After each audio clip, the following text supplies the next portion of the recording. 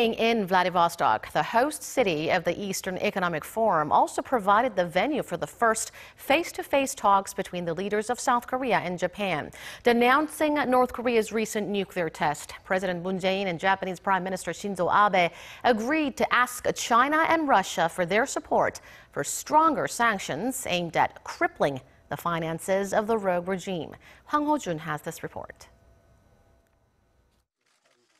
South Korean President Moon Jae-in and Japanese Prime Minister Shinzo Abe have agreed to seek unprecedented sanctions against Pyongyang through a new UN Security Council resolution, including cutting off all oil supplies.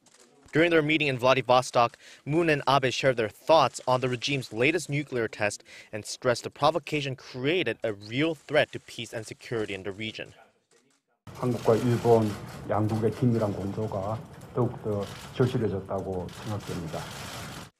With people from both South Korea and Japan gravely concerned over North Korea's belligerent actions, the leaders agreed that it was time to maximize pressure against the North rather than engage in dialogue, especially as Pyongyang is deliberately continuing to escalate the tension in spite of the international community's condemnation.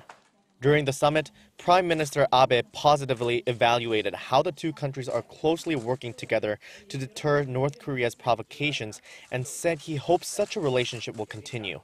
The meeting between the two leaders took place 4 days after their phone call straight after Pyongyang's nuclear test.